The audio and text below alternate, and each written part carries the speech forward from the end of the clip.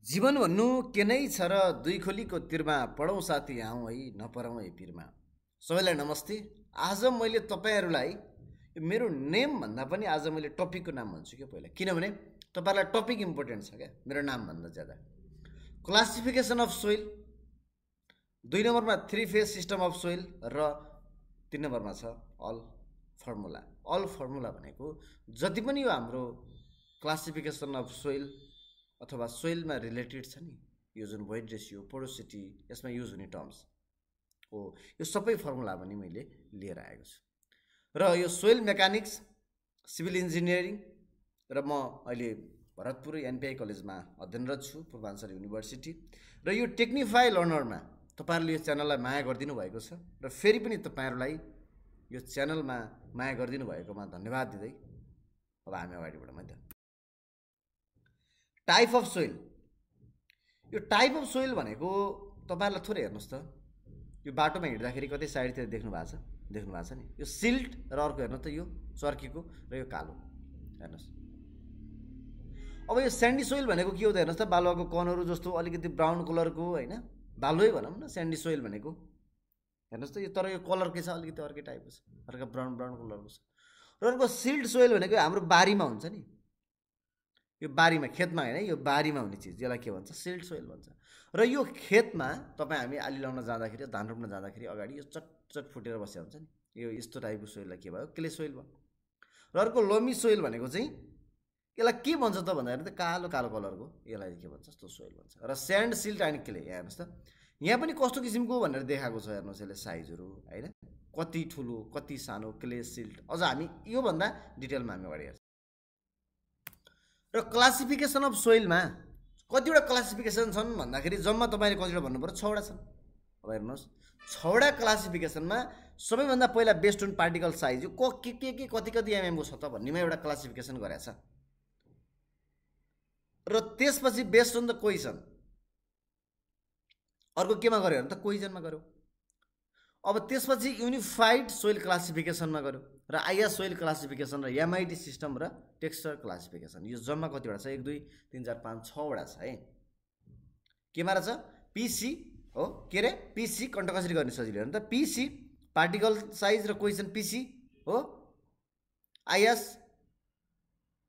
हो, हेर्नु त पिसियु, के अरे पिसियु आइएमटी, पिसियु आइएमटी अथवा पिसियु एमआइटी, एमआइटी यो आइटी, पिसियु एमआइटी। फर्मुला यसो के छ त, पिसियु एमआइटी। फर्मुला के हुने हो भन्नु त, पिसियु एमआइटी। अब यसलाई कसरी पढ्ने हामीले चाहिँ एकदमै तपाईँहरूले सजिलो होइन, के अरे फर्मुला हाम्रो पिसियु एमआइटी,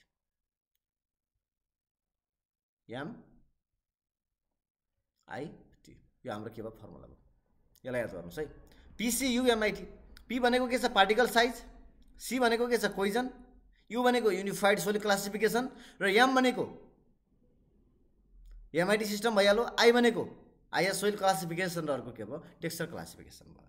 अब हामी यता जाउँ, केमा जाउँ त, क्लेमा जाउँ। हेर्नुहोस् त, अब यो क्लेको साइज भनेको कति हुन्छ त भन्दा हेर्नुहोस् त, क्ले भनेको 0.002 mm भन्दा कम, 0.2टा 0 है, 0. कतिवटा 0 भन्ने झुकिन्छ है मान्छे, 2टा 0। र सिल्ट भनेको 0.002 देखि 0.06। हेर्नुहोस् है, सिल्ट भनेको कति रे, सबैभन्दा सानो पार्टिकल भनेको के हो, क्ले भयो, त्यसपछि सिल्ट भयो। स्यान्ड भनेको 0.06 देखि 4.75 होइन त, हो नि त होइन साथीहरू। अर्को ग्राभेल भनेको कति छ त, 4.75 देखि 60 भयो।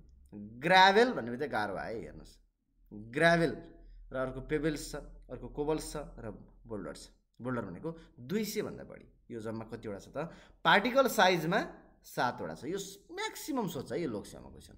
र अर्को बेस्ड अन क्वेजन, कोइसिभ र नन कोइसिभ। कोइसिभ भनेको के छ, टाँसिने, र नन कोइसिभ भनेको के छ, नटाँसिने। जस्तो बालुवा एकअर्कामा टाँसिन्छ, टाँसिँदैन त होइन साथी, होइन। तर केले के गर्छ त, टाँसिन्छ होइन। बोइज टाँसिन्छ, टाँसिँदैन नि होइन।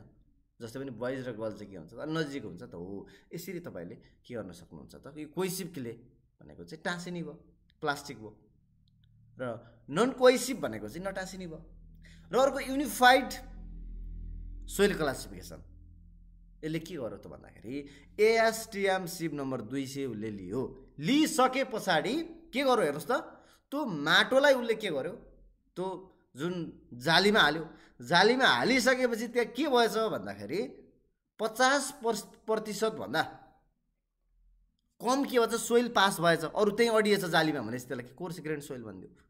र सोइल पास के भन्छ अर्को फेरि गर्यो उसले, फेरि अर्कै टाइपको स्याम्पल ल्याएर गर्दाखेरि के भन्छ त्यसमा 50% भन्दा बढी के भन्छ सोइल पास भएछ। त्यसलाई के भन्छ त फाइन ग्रेन सोइल भनिदियो। र अर्को के छ अर्ग्यानिक सोइल भयो। र आइएस सोइल क्लासिफिकेसनले के गरिदियो त भन्दाखेरि यो दुईटा एउटै छ, तर फरक के छ त भन्दाखेरि आइएस नम्बर 82 इन्डिया भन्ने बित्तिकै 82 मा आयो है। Coarse grains inorganic soil, soil passing up to 50%। Fine grain inorganic soil भयो भनेको सोइल पासिङ मोर देन कति पर्सेन्ट त 50%। यो कुरा हजुरले के गर्नु पर्यो त ख्याल गर्नु पर्यो। र अर्को के छ भनेको म्यासाचुसेट्स इन्स्टिच्युट अफ टेक्नोलोजी भन्छ क्या। अर्को के भन्छ अरे याम आइटी भनेको के रे भन्नुहोस् त फेरि, सुनिन मैले, भन्नुहोस् त। Massachusetts institute of technology system, clay भनेको लेस देन 0.002, सिल्ड भनेको के छ 0.002 देखि 0.06, स्यान्ड भनेको यसले 4वटा ग्राभेलसम्मलाई डिफाइन गरिदियो। यसलाई के भन्छ Massachusetts institute of technology system. र अर्को टेक्सचर क्लासिफिकेसन भनेको यो ट्रेङ्गल तरिकाले सोइललाई क्लासिफिकेसन केले गर्यो, केले गर्यो भन्नुहोस् त। यहाँ तपाईँले देखिरहनु भएको छ नि, त्यसैले गर्यो क्या। केले गर्यो ट्रेङ्गलले गर्यो। हेर्नुहोस् त यो के छ, ट्रेङ्गल कस्तो हुने भयो त फेरि इक्विलेटर ट्रेङ्गल हुने भयो। हेर्नु त सबै साइज बराबर छ नि त। हो यहाँ माथि सबैभन्दा माथि क्ले भयो, लेफ्टमा के भयो स्यान्ड भयो, राइटमा के भयो सिल्ड भयो हैन। हो यो कुरा तपाईँले हेर्नुहोस् त देख्न सक्यो नि त हैन। हो जसमा हेर्नु त बिचमा के छ, टपमा के छ, यता लेफ्ट साइडमा के छ हेर्नु त स्यान्डी लोयम छ, यहाँ के छ भने त सिल्टी लोयम छ। हो यसलाई चाहिँ के भन्न सक्यो त भन्दाखेरि चाहिँ सोइल ट्रेङ्गल टेक्सचर क्लासिफिकेसन।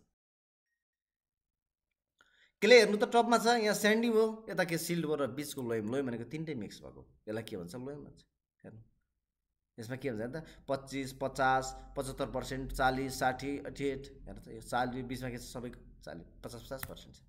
हो यसरी चाहिँ हाम्रो के छ सोइललाई क्लासिफाइड चाहिँ गरेको छ साथीहरू।